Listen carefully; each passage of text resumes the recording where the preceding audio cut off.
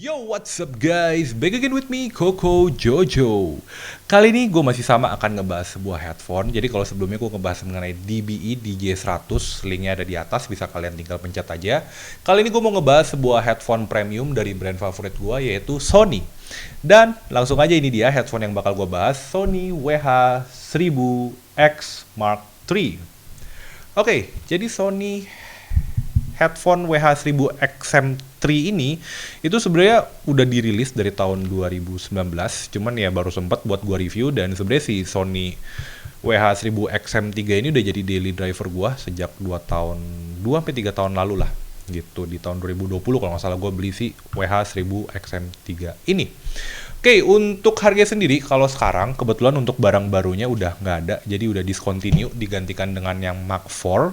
Yang Mark IV itu harganya ada di 3 jutaan, dan buat link pembeliannya gue juga taruh di bawah. Dan kalau misalkan kalian nyari barang secondnya, kalau gue cek di salah satu online marketplace itu ada di harga sekitar 2 jutaan sampai dengan 2.500.000, tergantung dengan situasi dan kondisi dari headphone-nya.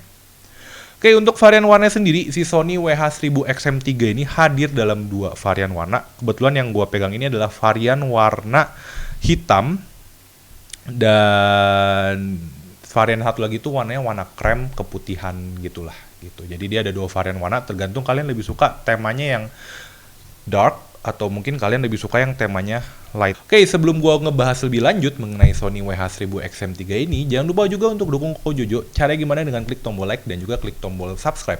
Dan kalau video ini bermanfaat, jangan lupa juga share ke teman-teman kalian. Dan langsung aja sekarang kita lanjut ke Sony WH-1000X Mark III ini. Oke, jadi WH-1000X Mark III, atau nanti gue bakal singkat ngomongnya si Mark III ini sebenarnya tadi sempat gue bilang udah rilis di tahun 2019, dan sebenarnya secara desain dia itu adalah refreshment dari seri Mark II-nya. Dimana kalau seri Mark II-nya sebenarnya dia lebih bulky, nah si Mark III ini dibuat desainnya lebih portable.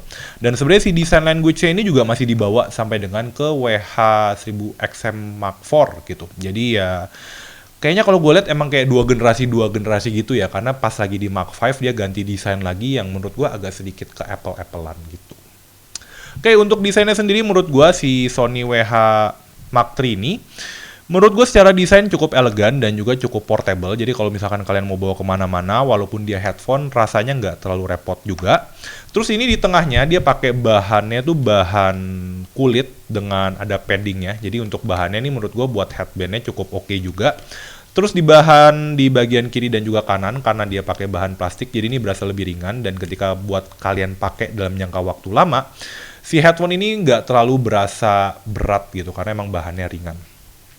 Oke, terus lanjut ke bagian bawahnya. Bagian bawahnya dia pakai bahan plastik. Ini juga ngebantu biar bahannya itu nggak terlalu berat. Terus untuk padding ke kuping kalian, dia pakai bahan kulit. Bahan kulitnya ini ya juga ngebuat dia desainnya kelihatan lebih premium dan juga lebih nyaman kalian pakai di kuping kalian. Walaupun mungkin kalau ya dalam apa ya, kayak dari segi umur, bahan kulit yang kayak gini tuh kayak lebih mudah untuk rusak. Cuman ya bahan kulit ini cukup ngebantu lah ketika misalkan kalian pakai untuk jangka waktu lama, seperti itu. Terus juga untuk desain, sebenarnya secara desain untuk dibawa kemana-mana dia juga cukup portable karena bisa dilipat kayak gini. Jadi nanti ada tasnya bisa kalian masukin. Jadi emang si Sony udah mikirin sampai ke segi portabilitas dari headphone ini. Oke, sekarang gue bakal lanjut ke build quality dari si Sony WH Mark III ini.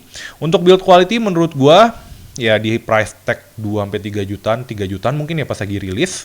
Secara bahan ya udah pasti cukup oke lah. Di sini kalian nggak bakal nemuin kayak ada bahan-bahan sisa salah potong. Jadi emang bener-bener kayak secara bahan dan kualitas bener-bener diperhatiin. Di sini bahannya kombinasi. Tadi udah gue sempat sebutin ada bahan karet, terus ada bahan ya karet lagi, bahan kulit, terus dia ada bahan plastik, dan juga sebenarnya dia ada sedikit bahan metal yang bikin dia kelihatan lebih premium lagi. Cuma mungkin di sini kalau yang gue kurang suka dari bahan kulitnya, karena bahan kulitnya menurut gue ini ya cukup rentan terhadap waktu ya. Jadi kalau misalkan kalian udah pakai lama, ya ini kulitnya lama-lama akan pecah gitu ya, seperti kulit pada umumnya. Dan juga menurut gue kulit di sini menurut gue agak sedikit tipis, tapi ya emang mungkin dia buat ngejar ademnya di kuping ya. Ya itu yang agak disayangkan. Jadi kalau buat kalian pakai lama, ya mungkin umur kulitnya ya itu sih kayak sekitar 2 tahunan gitu. Karena 2 tahunan ini udah mulai rusak nih kulitnya. Gitu. Oke, sekarang gue bakal lanjut ke fitur-fitur dari Sony WH-1000XM3 ini atau Mark III. Oke, pertama-tama fitur yang pasti ngebuat dia lebih keren daripada AirPods adalah dia bisa dikoneksikan dengan Android dan juga kustomisasinya tuh bener-bener beragam banget. Jadi kalau misalkan kalian itu adalah orang yang suka nge-custom, ya gue akan lebih nyaranin kalian sebenarnya pakai si Sony ini. Kalau misalkan kalian pakai iPhone ya. Tapi kalau misalkan kalian nggak terlalu suka nge-custom, kalian ya bisa langsung pakai AirPods Pro yang dia udah langsung kayak nyediain preset, gak perlu lagi kalian custom. Cuman kalau kalian pengguna Android udah pasti gue bakal lebih nyaranin kalian pakai si Sony ini karena ya AirPods di Android itu kayak apa ya, kayak bukanlah sebuah kombinasi yang menurut gue oke lah kayak gitu. Oke, terus sekarang fitur selanjutnya yang bakal gue bahas di sini adalah dia udah support yang namanya NFC. Jadi kalau gue lihat ya, Sony tuh sebelum yang lain pakai NFC, dia tuh udah pakein NFC ke beberapa gadget-gadgetnya, even ke kamera gitu, even ke ponsel dia udah pakein yang namanya NFC. Nah, si NFC itu juga nggak ketinggalan di headphone ini, dimana NFC-nya dipendamkan di dalam plate ini, dan kalau misalkan kalian nyalain, kalian pengen langsung pair dengan ponsel kalian, tinggal kalian tempelin aja. Jadi si NFC ini benar-benar memudahin kalian buat kalian pairing antara ponsel dengan si headphone kalian. Cuma mungkin kalau kalian mau pairing ke laptop via Bluetooth, ya mau nggak mau kalian harus via Bluetooth, karena si laptop kan setahu gue even kayaknya nggak ada sih yang punya NFC kayak gitu. Jadi ya, tapi kalau misalkan kalian pengen koneksin ke ponsel-ponsel yang udah ada NFC, ya NFC ini cukup ngebantu lah. Jadi kayak kalian nggak usah buka tab Bluetooth lagi, kalian search si headphone ini. Oke, sekarang gue bakal lanjut ke fitur selanjutnya, yaitu customisasi. Jadi sebenarnya si Sony ini menurut gue nilai plusnya adalah dia sangat bisa kalian custom gitu. Jadi ya mungkin Sony udah mikirin sampai sejauh itu buat si Mark III ini. Dan mungkin buat beberapa mid range-nya juga kayak gitu ya. Cuman ya mungkin ada beberapa fitur yang dipangkas kalau di mid range-nya. Oke, di si Sony ini bisa kalian customisasi. Jadi ya cukup banyak yang bisa kalian lakukan di headphone Sony ini. Nah, sekarang gue bakal ngebahas beberapa hal yang bisa kalian custom dari si Sony XM3 ini. Yang pertama-tama adalah Adaptive Sound Control. Jadi ini adalah sebuah fitur yang nggak ada di pesaingnya, yang dari tadi gue sebutin, yaitu ini adalah sebuah fitur yang ngebantu kalian, misalkan kalian ada di satu tempat, dia bakal nyalain si noise cancellation kalian. Tapi ketika misalkan kalian lagi commute, dia bakal langsung nyalain transparency mode gitu. Jadi transparency atau ambience mode, jadi kalian bisa ngedengerin suara-suara di sekitar kalian, either suara kereta, atau mungkin ketika kalian lagi di kantor ya suara orang-orang ngobrol, kayak gitu. Jadi itu adalah sebuah fitur yang sebenarnya kadang terkesan agak gimmick ya, cuman ya ketika ada ya fitur itu menurut gue lumayan ngebantu juga sih. Dan sebenarnya itu fitur kayaknya ada di beberapa headphone lainnya yang kayak mid ke high-nya gitu sih.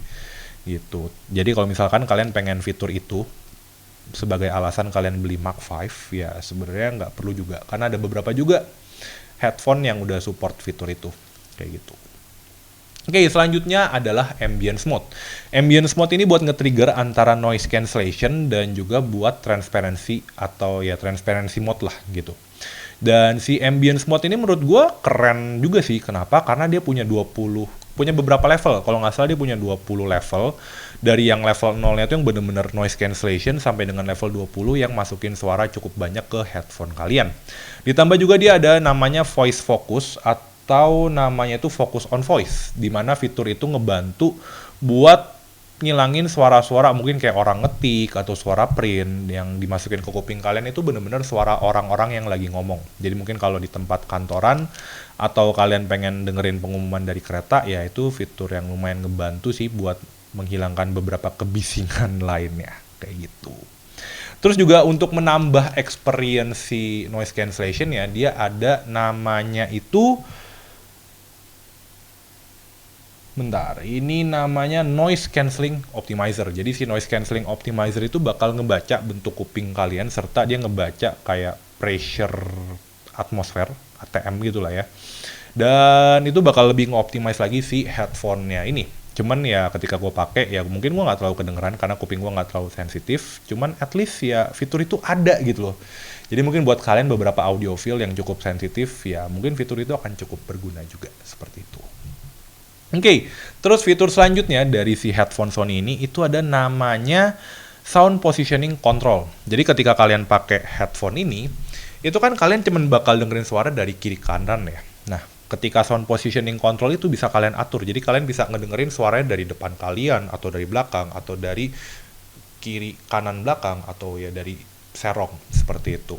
Nah, cuman fitur ini kurangnya apa? Fitur ini tuh nggak bisa digabung dengan fitur reverb dan juga fitur EQ gitu. Jadi ketika kalian aktifin fitur ini, fitur reverb sama fitur EQ customnya tuh bakal langsung mati, seperti itu. Terus selanjutnya, yang tadi gue mention juga, fitur selanjutnya adalah reverb dan EQ. Fitur reverb ini ngebantu kalian buat nambahin reverb ke suara yang masuk ke kuping kalian. Jadi kalian ya misalkan lebih suka suaranya yang megah gitu, kalian bisa pakai fitur reverb yang concert hall. Terus kalau misalkan kalian EQ, kalian pengen nge-boost si bass dari headphone ini ya, kalian tinggal atur aja, kalian naikin frekuensi bassnya. Jadi ya itu cukup ngebantu juga. Dan si reverb sama EQ itu juga punya beberapa preset. Jadi kalau kalian males nge-custom terlalu dalam ya kalian bisa pakai preset itu. Seperti itu.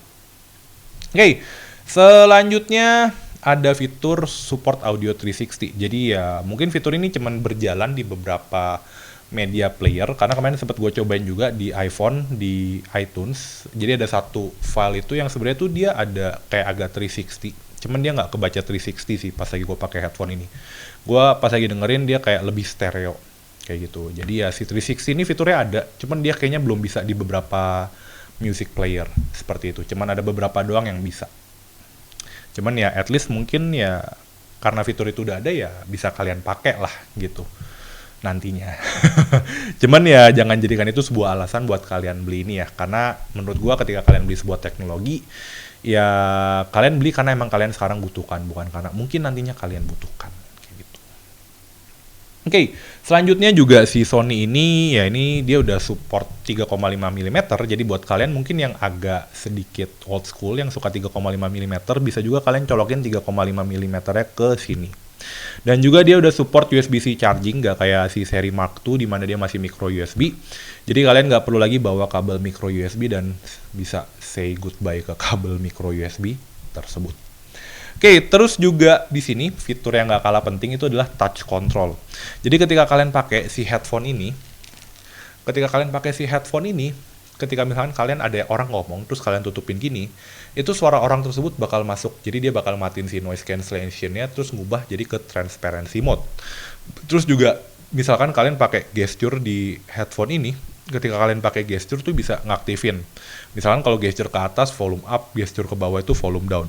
Terus kalau maju itu next, mundur itu previous, seperti itu. Jadi ya ini sebuah fitur yang menurut gua kelihatan futuristik, tapi ya dalam pemakaian sehari-hari belum tentu gue pakai. Karena ya mungkin pas lagi gue dengerin lagu pakai headphone ini gue akan sambil ngeliat HP gue sih. Jadi ya kayaknya gue cukup jarang pakai fitur-fitur itu, tapi mungkin buat beberapa dari kalian yang emang males pegang HP, mungkin fitur itu cukup bermanfaat buat kalian. Oke, selanjutnya di sini gue bakal ngebahas kekurangannya. Pertama, kekurangan yang sebenarnya paling gue nggak suka adalah dari bahan kulitnya, karena menurut gue bahan kulitnya walaupun adem ya, cuman secara kedepannya tuh kayak kurang future proof gitu loh, kayak ini udah mulai retak 1-2 tahun gitu. Ya gue berharap sih mungkin di seri-seri kedepannya ya kulitnya nggak kayak gini, ya semoga bisa lebih bagus kayak gitu. Cuman ya ini adalah salah satu kekurangan yang gue kurang suka dari headphone ini. Terus kekurangan kedua adalah headphone ini kalau kalian ketemu nama beberapa device itu agak repot pairingnya. Jadi gue sih lebih prefer ketika gue pakai headphone ini sehari-hari, si Sony XM3 ini, gue pairing ke satu device aja, nggak gue pairing ke yang lain-lainnya. Biasanya gue pairing ke laptop gue sih. Walaupun mungkin kalau misalkan gue lagi lupa bawa AirPods ya itu mungkin baru gue pindahin ke iPhone gue. Cuman gue cukup jarang nge-pairing dia ke beberapa device terus ganti secara dalam waktu dekat gitu, karena agak sedikit repot menurut gua. Terus juga sebenarnya kekurangan dari headphone ini mungkin buat kalian yang nggak terlalu suka, sebenarnya lebih ke preferensi sih. Kalau buat kalian yang nggak terlalu suka suara yang terlalu ngebass, si headphone ini punya bass yang menurut gua cukup powerful. Even si headphone ini sampai getar ketika kalian pakai. Jadi mungkin kalau kalian nggak suka bass yang terlalu over ya kayaknya headphone ini bukan sebuah pilihan yang terbaik. Cuman balik lagi mesti kalian cobain juga ya di kuping kalian pas lagi kalian beli, karena buat kualitas suara itu benar-benar subjektif banget sih. Nah itu adalah sebuah mungkin ya sebuah subjektivitas gua yang gua kurang suka dari si headphone ini. Oke, in conclusion pendapat gua mengenai si Sony WH-1000 XM3 ini ya kalau misalkan kalian pakai Android Ya ini udah pasti ya pilihan yang paling gua rekomen lah seperti itu. Cuman kalau misalkan kalian pakai iPhone, ya sebenarnya kalian punya dua pilihan. Kalau kalian punya budget yang banyak banget ya mungkin kalian bisa beli AirPods Max.